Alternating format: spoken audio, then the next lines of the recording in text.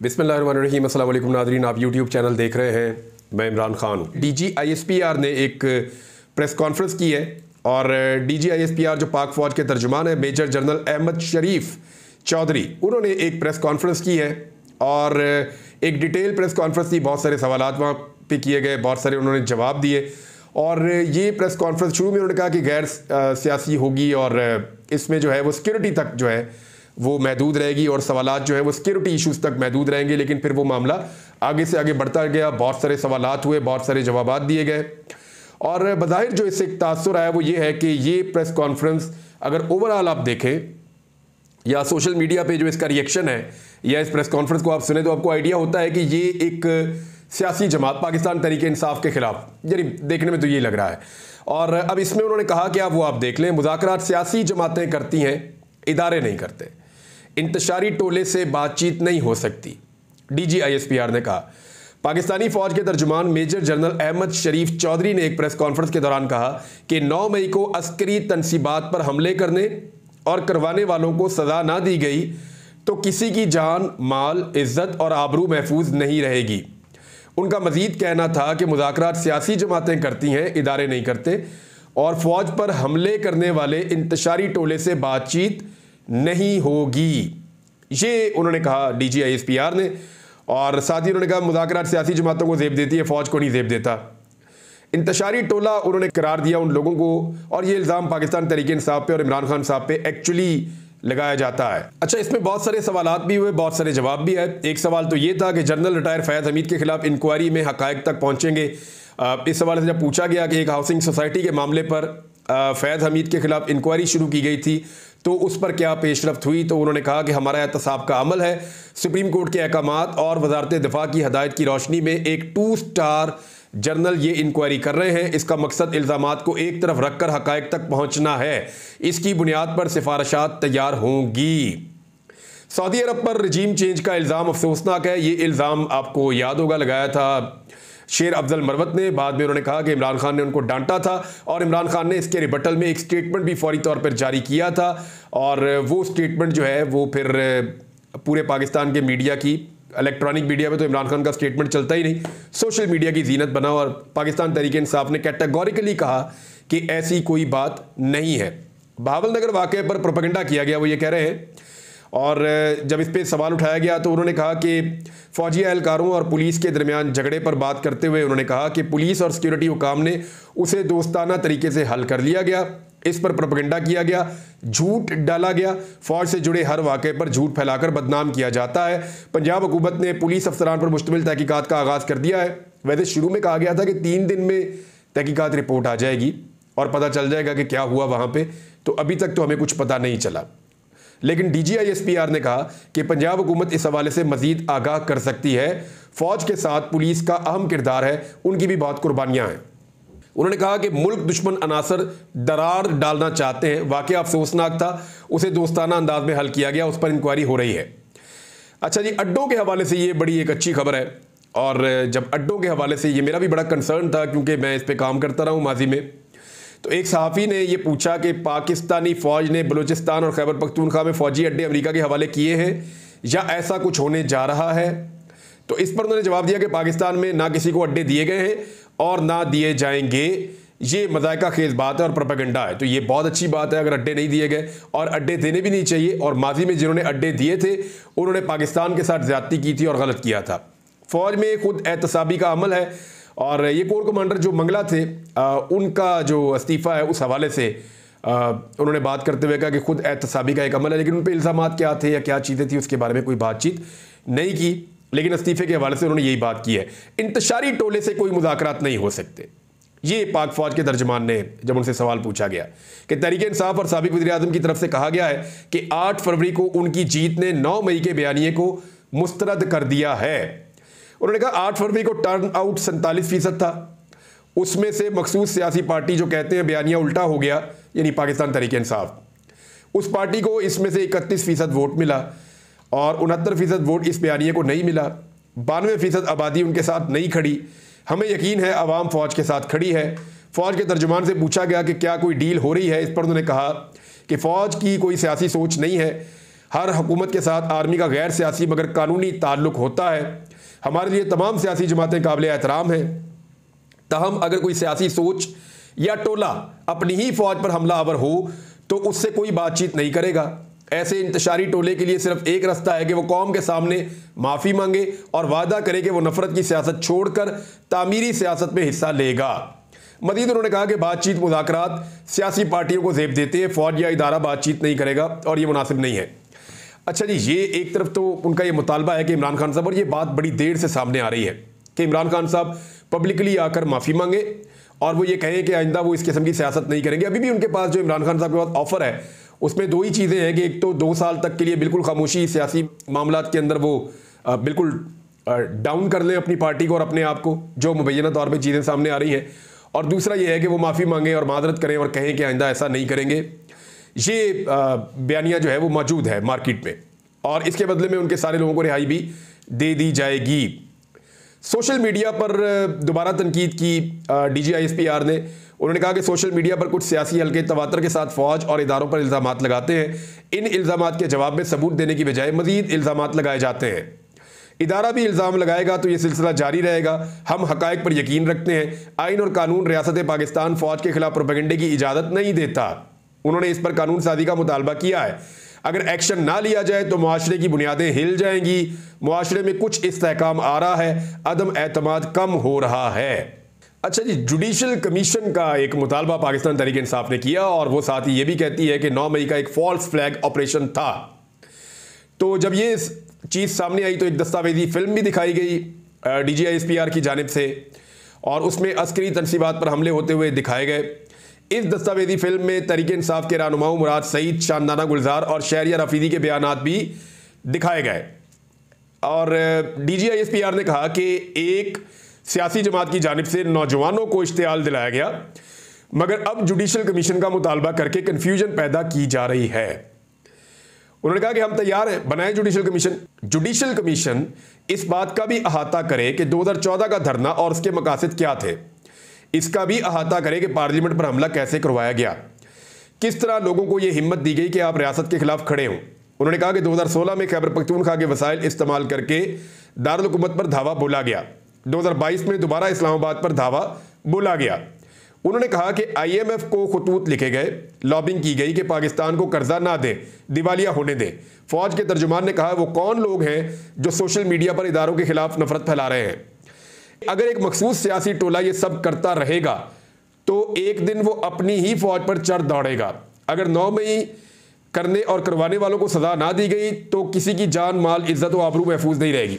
अच्छा, judicial commission का एक उन्होंने तजवीज़ दी है 2014 के हवाले से भी, तो ये बिल्कुल होनी चाहिए।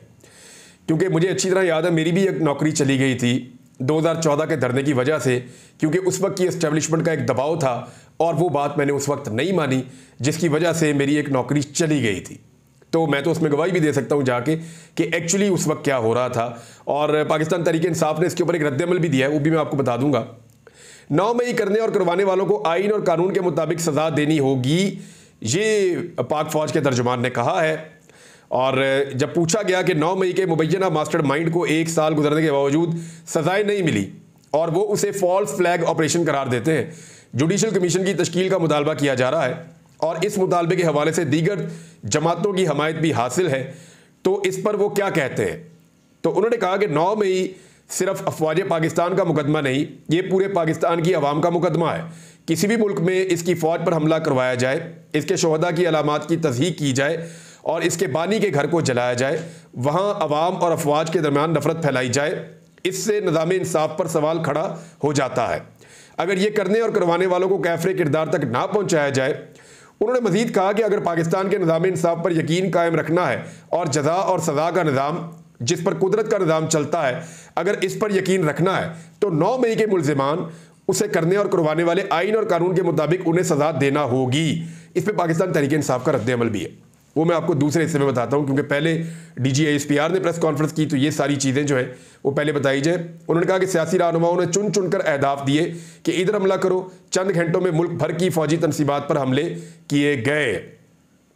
उसके बाद उन्होंने अफगानिस्तान से आने वाली दहशतगर्दी पर बात की और ये थी DGISPR की प्रेस कॉन्फ्रेंस। ओवरऑल मैं आपको बता रहा हूँ। अब बहुत सारे सवालात हुए, बहुत सारे जवाबात हुए, एक वीडियो जो है वो दिखाई गई। उसके बाद पाकिस्तान तहरीक इंसाफ ने भी कुछ वीडियोस जारी कर दी। तहरीक इंसाफ ने जो 9 मई की वीडियोस जारी की है उनमें कुछ निकाब पोश अफराद है, कुछ ऐसी चीज़ें हैं जिसमें वो इसको फॉल्स फ्लैग ऑपरेशन साबित करने की कोशिश कर रहे हैं। ये है जी दूसरी जानिब पाकिस्तान तहरीक इंसाफ का मौक़िफ़, वो मैं आपके सामने रख देता हूँ। तहरीक इंसाफ का जो ऑफिशियल ट्विटर अकाउंट है वो और जो तर्जुमान है उन्होंने एक प्रेस कॉन्फ्रेंस भी की है। उन्होंने इन सारी चीज़ों को कैसे देखा और DGISPR की प्रेस कॉन्फ्रेंस पे और 9 मई के वाक़े पे कैसे रिस्पॉन्ड किया, ज़रा उनका बयानिया भी आप सुन लीजिए।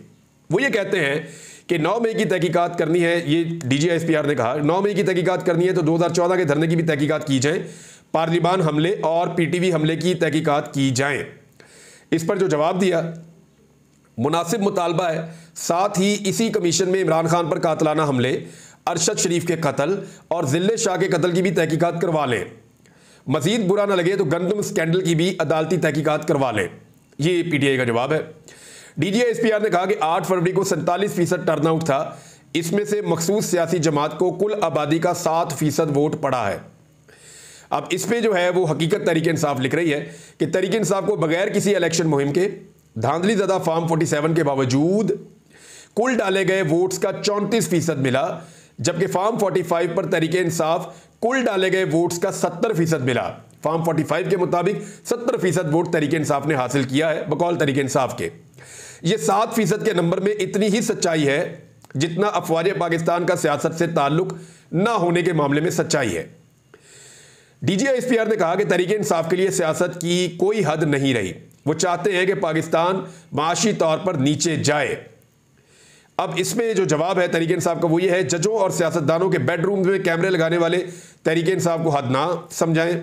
मईशत का उतना ही दर्द होता तो अप्रैल 2022 में बैरूनी इशारे पर रजीम चेंज ना करते। माशी तौर पर आज भी 2022 की बरामदात और तरसीलात ज़र का लेवल अबूर नहीं किया जा सका। यानी जो मईशत PTI के दौर में थी उससे अब बहुत बुरी है। PTI जो है वो बहुत, जितना उनके खिलाफ एक प्रेस कॉन्फ्रेंस आई और प्रेस कॉन्फ्रेंस के अंदर जितना हमने देखा कि एक सख्ती थी इदारे के अंदर, पाकिस्तान तहरीक इंसाफ शायद उससे भी एक हाथ आगे जा रही है। DGISPR साहब ने प्रेस कॉन्फ्रेंस के शुरू में फरमाया कि प्रेस कॉन्फ्रेंस और सवालात को सिक्योरिटी इश्यूज तक महदूद रखें, लेकिन इसके बाद अगले 40 मिनट मुसलसल सियासी गुफ्तगू फरमाई, बल्कि जाली ऑडियोज पर मबनी डॉक्यूमेंट्री भी चलाई जो तैयार करके लाए थे। यही वो रवैया है जिसकी वजह से पाकिस्तान की आवाम इदारों के किसी भी बयानिए को सच नहीं मानते और इसी का इजहार 8 फरवरी 2024 को भी हुआ। ये तहरीक इंसाफ का मौक़िफ़ है। DGISPR ने फरमाया कि 9 मई की तहकीकात करनी है तो 2014 के धरने की भी तहकीकात की जाए, पार्लियामेंट पर हमले और PTV की भी तहकीकात की जाए। इस पे जो है वो जवाब पाकिस्तान तहरीक इंसाफ का ये है कि अव्वल तो अफवाज पाकिस्तान का 2014 के धरने से क्या ताल्लुक, क्या आप इस वाक़े के फरीक हैं या ये मुतालबा आप अपनी कठपुतली PDM के बिहाफ पर कर रहे हैं। दोइम, हम इसकी शफाफ तहकीकात के लिए भी तैयार हैं, बस ये यकीन दहानी भी करवा दें कि तहकीक करने वाले जजों के रिश्तेदारों को अगवा किया जाएगा, ना जजों के बेडरूम में कैमरे लगेंगे।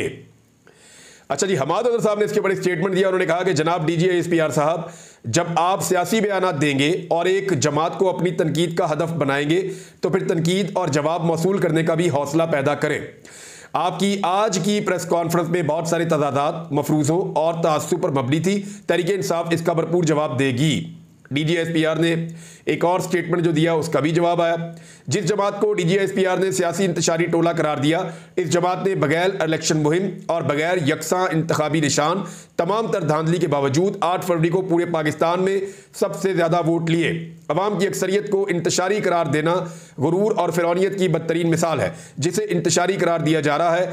इसी इंतशारी अवाम के टैक्स के पैसों से DGISPR की भी तनख्वाह अदा की जाती है। तहरीक इंसाफ जो है वो बहुत हार्ड टॉक कर रही है इस मामले पे। DGISPR उन्होंने कहा जी 2016 में खैबर पख्तूनख्वा हुकूमत के वसाइल से दारुल हुकूमत पर दावा बोला गया। हकीकत यह है कि 2016 में इस्लामाबाद में कोई धरना नहीं हुआ, बल्कि धरना मनसूख कर दिया गया था जब मामला अदालत में चला गया। जनरल साहब, गुज़िश्ता 1 साल से ऐसे झूठे प्रोपेगेंडे के सबब ही अवाम ने 8 फरवरी को 9 मई के बयानिए को न सिर्फ मुस्तरद किया बल्कि दफन भी कर दिया। DGISPR ने फरमाया, अगर किसी के पास अफवाज पाकिस्तान की सियासत में मुदाखलत के सबूत हैं तो मुतअल्लिका आईनी और कानूनी फोरम्स पर पेश करे। जवाब पाकिस्तान तहरीक इंसाफ का, जनरल साहब, अफवाज की सियासत और अदलिया में मुदाखलत की गवाही कानून और आईनी फोरम ही तो दे रहे हैं। जिन कानून और आईनी फोरम्स की आप बात कर रहे हैं वो इज्तिमाई खत लिखकर आपसे पनाह मांग रहे हैं। यानी वो जो 6 जजेस का लेटर है उसका हवाला दिया यहाँ पे पाकिस्तान तहरीक इंसाफ ने, और इस पोस्टर के ऊपर उन्होंने 6 जजेस की तस्वीर भी आवेदन की है। इमरान खान साहब का एक स्टेटमेंट पाकिस्तान तहरीक इंसाफ ने अभी वायरल किया। उन्होंने कहा जिसने सीसीटीवी फुटेज चुराई है उसी ने 9 मई करवाई है। पाकिस्तान तहरीक इंसाफ के इंफॉर्मेशन सेक्रेटरी रऊफ हसन साहब ने कहा कि आज की DGISPR की प्रेस कॉन्फ्रेंस एक इंतशार से भरपूर जहन की गमाजी करती है। उन्होंने कहा जमहूरियत को कोई ख़तरा नहीं, ख़तरा उसको होता है जो चीज़ मौजूद हो। इस वक्त पाकिस्तान में शख्सी आमरीत है, जमहूरियत नहीं है। ये पाकिस्तान तहरीक इंसाफ का एक मौक़िफ़ है। एक और जगह पे रऊफ हसन साहब ने कहा कि जो कुछ DGISPR ने आज की प्रेस कॉन्फ्रेंस में कहा उस तमाम पर हम उनको चैलेंज करते हैं कि उसके सबूत लेकर आएँ। हम चाहते हैं कि इस पर एक जुडिशल कमीशन बनाया जाए जो इस बात का तयन करे कि ये वाक़या किसने करवाया, क्यों करवाया। ये कहते हैं जुडिशल कमीशन 2014 के धरने और पार्लियामेंट पर हमले पर भी तफ्तीश करेगा। हम कहते हैं बिल्कुल करे, लेकिन इसके साथ रजीम चेंज, साइफर, खान साहब पर हमला, ऑडियो लीक्स, 8 फरवरी के इंतखाबात में मैंडेट चोरी, जबरी तलाक़ें और सियासी इंजीनियरिंग पर भी तफ्तीश करे। इस पर अगर DGISPR कमीशन बनाना चाहते हैं तो ज़रूर बनाएं। अब ऐसा नहीं होगा कि 2 माह बाद PTI के खिलाफ प्रेस कॉन्फ्रेंस कर दें। जुडिशल कमीशन का आपने खुद कहा तो अब ज़रूर बने ताकि कौम को हकीकत पता चले PTI मुजरिम है या वो लोग जो PTI पर इल्ज़ाम लगा रहे हैं। ये रऊफ हसन साहब ने स्टेटमेंट दिया है। एक स्टेटमेंट उन्होंने और दिया। उन्होंने कहा एक शख्स को खड़ा करके तहरीक इंसाफ को दहशतगर्द जमात करार दे दिया तो क्या अवाम यकीन कर लेगी? हमें कहते हैं 7% की नुमाइंदा जमात है। झूठ और गुमराह करने की भी कोई हद होती है। ये जनाब DGISPR साहब की प्रेस कॉन्फ्रेंस थी और उसके ऊपर एक जवाब था पाकिस्तान तहरीक इंसाफ का। पाकिस्तान तहरीक इंसाफ और DGISPR यानी ये 2 चीज़ें कभी भी आमने सामने नहीं आनी चाहिए। अब मैं इसके ऊपर तरजीह इसलिए नहीं दे रहा क्योंकि पाकिस्तान तहरीक इंसाफ ने खुद बहुत कुछ कह दिया है और DGISPR ने, दोनों ने बहुत कुछ कह दिया है। दोनों चीज़ें मैंने आपके सामने रिपोर्ट कर दी हैं। अब इस मामले का बनेगा क्या, आने वाले दिनों में चीज़ें आपके सामने आती रहेंगी, हम आपको रिपोर्ट करते रहेंगे। अब तक के लिए इतने, अपना ख्याल रखिएगा, अपने चैनल का भी। अल्लाह हाफ़िज़।